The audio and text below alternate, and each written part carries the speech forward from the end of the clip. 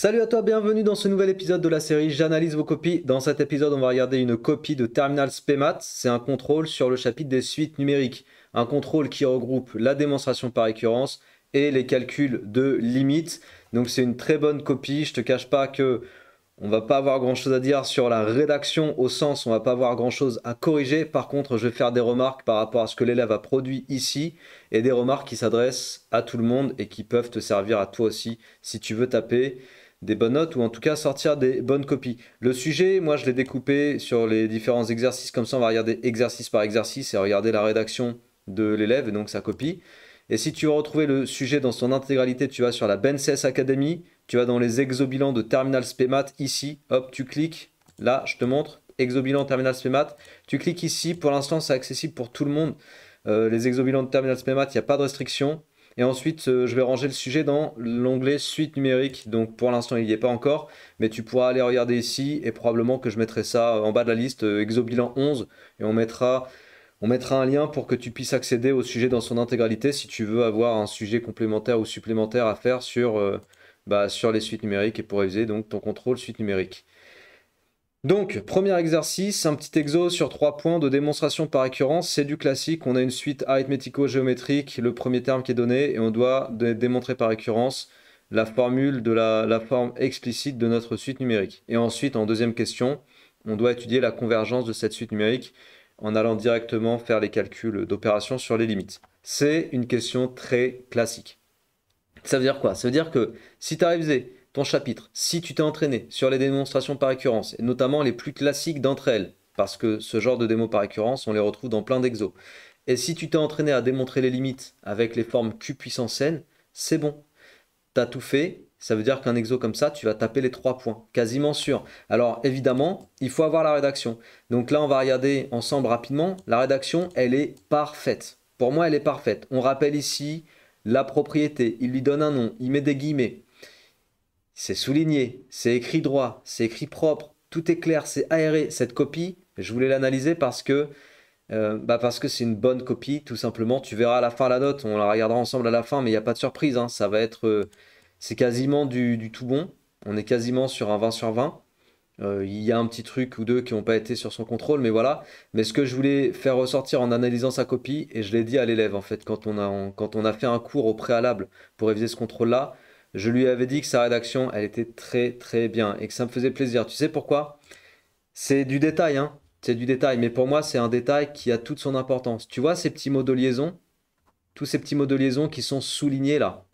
Or, nanana, les équivalences qui vont bien, conclusion, donc tous les mots de liaison qui servent à tenir le raisonnement propre du début à la fin et donc qui dénotent une rigueur scientifique, ils sont tous là. Ils sont tous là au bon endroit. Et quand on avait fait la révision de ce contrôle avec lui, je lui avais dit, bah, ça fait plaisir à voir parce qu'en général, c'est ça qui manque sur les copies d'élèves. Les liens logiques, les fameuses conjonctions de coordination. Mais où est donc Ornicard? Tu sais, les conjonctions de coordination, en fait, elles vont te servir sur des productions de maths ou de physique-chimie. Elles vont te servir à construire ton raisonnement et à ce qu'on puisse te suivre d'une idée vers une autre idée. Tu vois, une idée implique une autre idée, donc on conclut ci, on conclut ça, on peut passer à la suite, etc., etc. Or, on a un petit truc en parallèle, le petit or, qui sert à introduire quelque chose en parallèle, tu vois. J'ai ça, or j'ai ça, donc j'ai ça. Les liens logiques. Et quand tu arrives à faire et à structurer tes idées de cette façon-là, en général, tu vas aller vers des bons résultats. Et c'est exactement ce qui est ressorti ici. Et d'ailleurs, chose qui est un petit peu marrante, c'est que l'élève, il m'a dit quoi? Il m'avait dit, je me souviens, que la raison pour laquelle il était habitué à mettre ces mots de liaison, c'est qu'il bossait beaucoup avec les vidéos de physique-chimie depuis la première sur ma chaîne. Et tu sais que moi, ce genre de contenu de structuration des idées, quand je corrige des exercices, si tu es habitué à mes vidéos, bah tu sais que je les utilise beaucoup, beaucoup, beaucoup.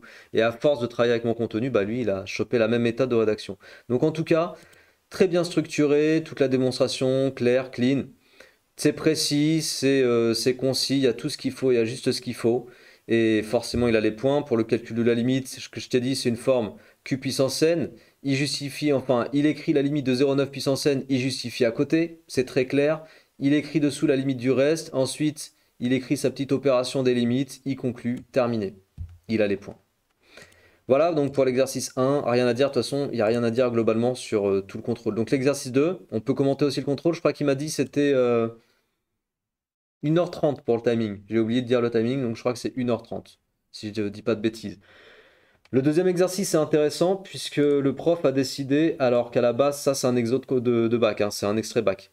Alors qu'à la base, il était demandé aucune justification pour les réponses. Vu que c'est un QCM, en fait, le prof, il a décidé de demander aux élèves de justifier. C'est pour ça que mon élève, il a écrit ici justifier. Et c'est-à-dire que chaque proposition, en fait, chaque réponse doit être argumentée. C'est-à-dire qu'en gros, il faut retrouver la bonne réponse.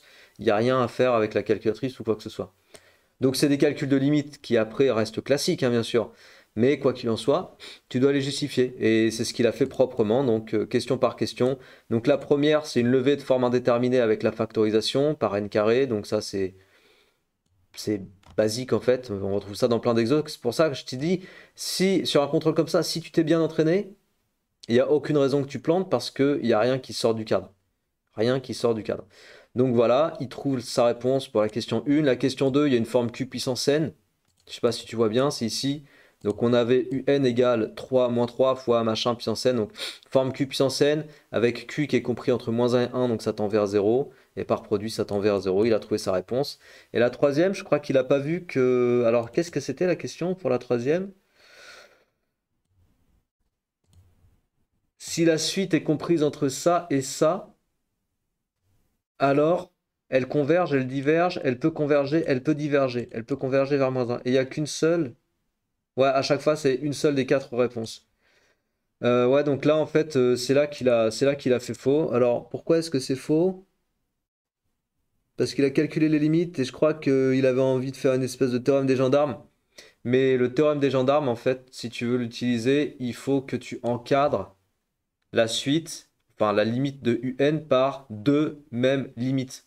Par exemple, il faut que ça tende vers L et que le membre de droite tende aussi vers L. Et dans ce cas-là, tu peux dire, d'après le théorème d'encadrement ou le théorème des gendarmes, la suite qui est au milieu, elle tend elle aussi vers L. Mais là, ce n'était pas le cas parce que à gauche, c'était 1 et à droite, c'était 2. Donc, bon, théorème des gendarmes un peu moins maîtrisé. Mais je pense que c'est pas la raison pour laquelle il a écrit ça, c'est pas parce qu'il maîtrisait pas le théorème des gendarmes. Je pense qu'il n'a pas trouvé en fait ce qu'il fallait faire d'autre pour justifier la bonne réponse. Voilà, donc ici, ça a un peu fait quick, mais c'est pas grave, ça n'a pas fait perdre beaucoup de points en fait.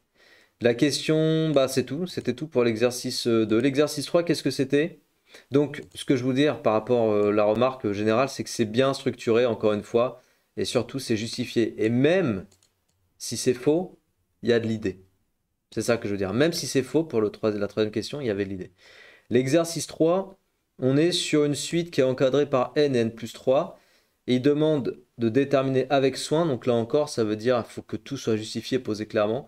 La limite en plus l'infini et la limite de un sur n en plus l'infini. Donc un et un sur n. Donc pour un, il suffit d'utiliser le théorème de minoration, puisque un est plus grand que n et que n tend vers plus l'infini, bah un aussi tendra vers plus l'infini. Donc ce théorème de comparaison, il l'a bien utilisé, c'est parfait. Il n'y avait pas besoin de faire la limite de n plus 3, en fait là ça ne servait à rien. Et pour un sur n, eh bien, il suffit de diviser par n en justifiant que n est différent de 0. Et pourquoi n est différent de 0, sachant que n est un antinaturel? On peut être égal à 0. La raison, c'est parce que là, pour la petite b, on est dans le cas de figure où n tend vers plus l'infini. Donc dans ce cas de figure, n est différent de 0. Après, je sais pas, il l'a marqué ici, n différent de 0. Donc je te dis, hein, c'est un élève qui est rigoureux. Le soin, il l'a clairement apporté sur sa copie. Et c'est ça qui fait plaisir et c'est pour ça que je suis content d'analyser cette copie. C'est vraiment le genre de copie qui va t'amener vers la vraie réussite, que ce soit en maths ou en physique-chimie. Et par exemple, ce genre d'élèves, j'ai aucun doute qu'ils vont percer sur Parcoursup. Sans aucun doute, c'est sûr. En plus, lui, il a anticipé le programme de physique-chimie cet été avec moi. Donc non, honnêtement, aucun doute. Voilà, donc UN sur N, je crois qu'il a oublié, il y a quand même eu un petit, là, le N qui manque, la prof, elle n'a pas vu d'ailleurs. Je viens de le voir en fait. Voilà, UN sur N. En fait là, il a tout divisé par N, tous les termes de l'inégalité, tous les, tous les membres. Et il a précisé N est différent de 0, et on aurait pu aussi préciser que car N tend vers plus l'infini. Voilà. Et on aurait pu aussi préciser que n est positif, strict, puisque c'est un antinaturel, qui tend vers plus l'infini, donc on n'est pas égal à 0. Pourquoi préciser le signe? Parce que quand tu divises par un nombre sur une inégalité, eh ben, tu peux avoir les comparateurs qui changent de sens, mais là en l'occurrence, c'est pas le cas. Ça nous amène à ça, et après c'est un théorème des gendarmes pour dire que la limite c'est 1, donc c'était propre. Et la deuxième question, déterminer avec soin la limite avec du q puissance n. Donc là pareil, il faut factoriser par 3 puissance n au numérateur, 2 puissance n au dénominateur pour lever la forme indéterminée. Et après on va se retrouver avec un 3,5 puissance n, et puis une fraction ici qui va tendre globalement vers 1. Et ça veut dire que la suite va tendre vers plus l'infini, puisqu'on va avoir ça qui tendra vers plus l'infini, ça qui tendra vers 1 fois plus l'infini, plus l'infini. Tout est clair, précis, net, nickel. Voilà, donc ça c'était pour l'exercice 3. L'exercice 4, il y avait un cinquième exercice aussi. Ouais. Donc exercice 4, on va le passer en revue un peu plus rapidement. Voilà, on va pas s'éterniser sur la copie. Globalement, tu as compris, c'est une bonne copie. Et si tu veux retrouver ce sujet, tu vas sur la BNCS Academy, comme je t'ai indiqué au début de la vidéo, et tu retrouveras le sujet. Après, je sais pas, peut-être que je mettrai cette vidéo d'analyse de copie en même temps, comme ça tu pourras avoir accès aux réponses de l'élève et à sa rédaction, comme je l'ai montré à chaque fois. Il suffira que tu mettes pause et puis que tu te corriges avec sa copie, puisqu'à chaque fois, tout est bon quasiment. D'ailleurs, petite parenthèse, si la vidéo te plaît, je t'invite à t'abonner, partager et liker cette vidéo. C'est comme ça que tu aides vachement à donner de la visibilité sur YouTube. Et ça, c'est important, d'autant plus que YouTube ont changé leurs algorithmes. Et ça veut dire qu'il y a moins de visibilité pour les petits créateurs de contenu comme moi. Donc forcément, toute l'aide est la bienvenue. Donc merci d'avance de t'abonner, liker, partager cette vidéo sur tes réseaux autour de toi. Et si tu veux toi aussi que j'analyse ta copie de maths ou de physique-chimie, n'hésite pas à me contacter sur Insta.